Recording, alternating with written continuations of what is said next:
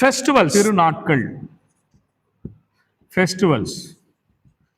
இது உங்களுக்கு தெரியும் என்னென்ன ஃபெஸ்டிவல் இருந்துச்சுன்னு வேகமாக சொல்றாங்க. முதல்ல வந்து பாஸ்கா பண்டிகை, பாஸ் ஓவர், பாஸ்கா பண்டிகை.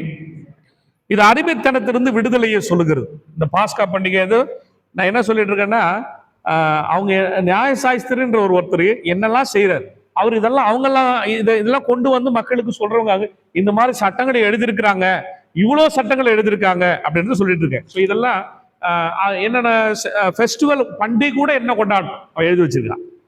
ஜெபம்னா எப்படி ஜெபிக்கணும், காலையில் ஒரு ஜெபம், மதியம் ஒரு ஜெபம், நைட்டு ஒரு ஜெபம். நம்ம எத்தனை ஜெபம் பண்றோம்? ஒரு ஜெபம் பண்றதுக்கு வெரி குட்க்கா, என் அக்கா 3 ஜெபம், அவங்க யூதர் மாதிரி பண்றாங்கன்னு நினைக்கிறேன். அட்லீஸ்ட் ஒரு ஜெபம், ஒரு சின்ன ஜெபம். நம்ம லைஃப்ல ஜெபம் ரொம்ப முக்கியமானது. யூதருடைய வாழ்க்கையில ஜெபம், இயேசுவின் வாழ்க்கையில ஜெபம் மிக முக்கியமான இடத்தை வகித்தது. ஆனா நம்ம லைஃப்ல அது எப்படி ஒரு கேள்வி கேட்குது. அதே போல ஃபெஸ்டிவல்ஸ், என்னென்ன ஃபெஸ்டிவல்ஸ் அவங்க பண்ணாங்க. முதல்ல பஸ்கா பண்டிகை, பாஸ் ஓவர்னு ஒரு பண்டிகை, விடுதலையை நினைவு கூறுகிற ஒரு பண்டிகை அவங்க வச்சிருந்தாங்க. அதுக்கப்புறம் பாவ மன்னிப்பு நாள், யோம் கிப்புர், பாவ மன்னிப்பு நாள் அப்படி ஒரு நாளை வச்சு. சுக்கோத் அப்படின்ற ஒரு பண்டிகை, அந்த கூடார பண்டிகைன்னு சொல்றேன் இல்லையா, கூடார பண்டிகை, வனாந்தர பண்டிகைன்னு சொல்லுவாங்க அந்த பண்டிகை. ஹனுக்கா அப்படின்ற ஒரு பண்டிகை. ஹனுக்கா அப்படின்னா ஆலய சுத்திகரிப்பு நாள். அணுக்கானா ஆலய சுத்திகரிப்பு நாள். சுக்கத்துனா கூடார பண்டிகை.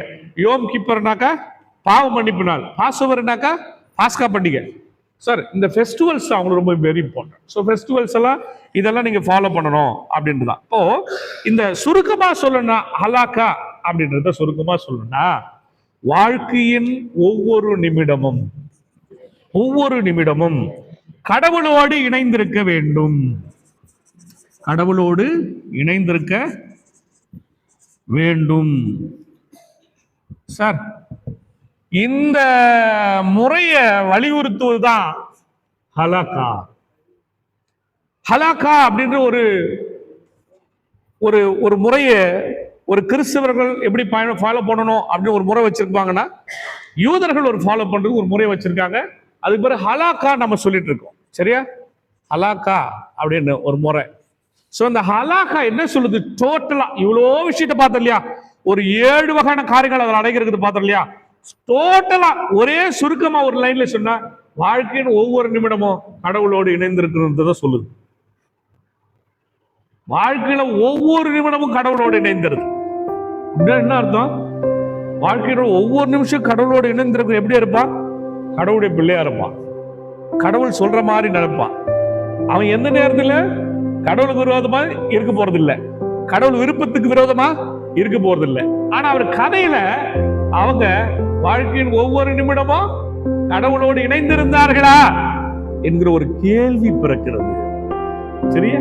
சோ அவன் கேட்கிற கேள்வியில இந்த பிரச்சனை இயேசுவுக்கு இருந்திருக்கிறது. கடவுளோடு ஒவ்வொரு நிமிடமும், எவ்ரி மினிட், ஒவ்வொரு நிமிடமும் கடவுளோடு இணைந்திருக்கிற ஒரு காரியம் இருக்கவில்லை என்கிற நிலை. அப்போ இயேசுவுக்கு ஹலாக்காவை நிறைவேற்றுகிற இடத்தில் இவர் இருந்திருக்கிறார். நிறைய இடத்துல ஹலாக்காவை ஜீசஸ் அவருடைய லைஃப்ல நிறைய இடத்துல நிறைவேற்றுகிறவராக இருந்திருக்கிறார். ஒவ்வொரு யூதனும் நிறைவேற்ற வேண்டிய கடமை பெற்றவர் தானே. அப்ப இயேசு ஒரு யூதரா இருக்கிறதுனால அவர் என்ன பண்றாரு? இந்த ஹலாக்காவை, அந்த சட்ட திட்டங்களை அவரும் லைஃப்ல என்ன பண்ணிருக்காரு? நிறைவேற்றி இருக்கிறார். பாருங்க மத்திய 22:37. இப்ப என்ன சொல்றாரு? முதன்மை கட்டளை அங்க சொல்லப்படுறது, உன் தேவனாகிய கர்த்தரிடத்தில் உன் முழு இருதயத்தோடும், உன் முழு ஆத்மாவோடும், உன் முழு மனதோடும் அன்பு கூறுவாயாக. முதன்மையான கட்டளை அது. என்னது அது? முதன்மையான கட்டளை. சார் உபாகம் 6:5 அதான் சொல்லுது. ஷேமாவா தான் சொல்லிட்டு இருக்கு. இப்ப நம்ம பார்த்தல ஷேமாவா தான் சொல்லுது. உபாகம் 6:5. Matthew 22:37 தான் இங்க Deuteronomy 6:5 சொல்லுது. சோ இப்ப இயேசுவானவர் என்ன பண்ணாரு? இந்த ஷேமாவை, ஹலாக்காவை இயேசுவும் நிறைவேற்றிருக்கிறார். இங்க இருக்க வசனம் Matthewல 22:37 இருக்கா இல்லையா? இயேசுவானவர் என்ன பண்ணிருக்காரு? ஹலாக்காவை நிறைவேற்றுகிற கடவுளாக அவர் இருந்திருக்கின்றார். அப்புறம் லூக்கா, இப்ப இன்னைக்கு நம்ம பார்த்துட்டு இருக்கிற மாதிரிதான் லூக்கா 10:25-37 நல்ல சமாரியனுடைய ஊமை. அப்ப ஹலாக்காவினுடைய உண்மையான நோக்கம் என்னன்றத அவங்களுக்கு சொல்றதுக்காகத்தான் சார். ஹலாக்காவினுடைய உண்மையான நோக்கம் என்ன, இதை சொல்றதுக்கு தான் ஆண்டவர் இயேசு கிறிஸ்து லூக்கா 10:25-37 வரைக்கும் இருக்கிற குட் சமாரிட்டன் என்ற நாம் அழைக்கின்ற இந்த ஓமையை, நல்ல சமாரியன் ஓமையை இயேசுவானவர் சொல்லுகிறார். புரிஞ்சுக்குதா? ஏன் இவ்வளவு நேரம் நியாயசாஸ்திரம் பத்தி பேசிட்டு இருக்கேன்னா, அவர் ஹலாக்காவை யூதர்களுக்கு எழுதி கொடுக்கிற சட்ட வல்லுனர், லாயர். அவர் என்ன சொல்றாரு? மிக முக்கியமா ஹலாக்காவை ஒவ்வொருத்தனும் வாழ்க்கையில நிமிடத்துக்கு நிமிடம் கடைபிடிக்க வேண்டும். அதுதான் அவருடைய மிகப்பெரிய நோக்கமாக இருக்கிறது. இயேசுவின் நோக்கம் என்ன?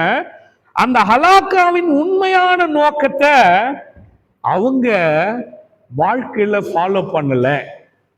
எல்லாத்துக்கும் ஒரு நோக்கம் இருக்கு இல்லையா? இந்த பைபிள் ஸ்டடி நோக்கம் என்ன? நீங்க உண்மையா பைபிளை கத்துக்கணும் இல்லையா? அப்ப உண்மையான நோக்கத்திற்கு நிறைய நேரத்துல நம்ம என்ன பண்றோம், அதுல இருந்து டைவர்ட் ஆயிட்டு போயிடுறோம், டிவியேட் பண்ணிடுறாங்க. சோ அதனால அதை கொண்டு வந்து மீண்டுமா அந்த உண்மையான, அந்த ஹலாக்காவினுடைய உண்மையான நோக்கத்தை நீங்க என்ன பண்ணிட்டீங்க, தவறுகிறீர்கள் என்பதான உண்மையான நோக்கத்தை சொல்றதுக்கு தான் இந்த நல்ல சமாரியன் என்று சொல்லப்படுகிற ஓமையை ஆண்டவர் இயேசு கிறிஸ்து சொல்லுகிறார். அப்ப நல்ல சமாரியன் ஓமை சும்மா இயேசுவானவர் எதை போன போக்கல சொன்ன ஒரு கதை அல்ல. இது புரியுதா? ஏன் இவ்வளவு நேரமா நான் இவ்வளவு கஷ்டப்பட்டு இந்த ஹலாக்காவை பத்தி, இந்த நியாய சாஸ்திரம் பத்தி பேசிட்டு இருக்கேன்? சரி, எல்லாத்துக்கும் ஒரு காரணம் இருக்கிறது. ஏன் இந்த நியாய சாஸ்திரிட்டு படிச்சுட்டு போறோம்? பைபிள்ல 10:37 நியாய சாஸ்திரி ஒருவன் அப்படின்னு படிச்சுட்டு போயிட்டே இருப்போம். ஆனா நமக்கு அந்த நியாய சாஸ்திரின்னா என்ன, அவர் என்ன நியாயத்தை சொல்லியிருக்கிறாரு? இப்ப இன்னைக்கு நம்ம இந்த 2 கிளாஸ்ல, லாஸ்ட் கிளாஸ் இந்த கிளாஸ்ல நியாய சாஸ்திரி என்ன சொல்லியிருக்கிறார், அவர் என்னெல்லாம் சட்டங்களை கொடுத்திருக்கிறார். இயேசு அந்த சட்டங்களையும் பின்பற்றிய ஒரு யூதராக இருந்திருக்கின்றார். இயேசு ஹலாக்காவை பின்பற்றுகிறவராக இருக்கிறார், சவால் செய்கிறவராகவும் இருக்கிறார். ஒரு பின்பற்றாரு, சவால் சேலஞ்ச் பண்றாரு.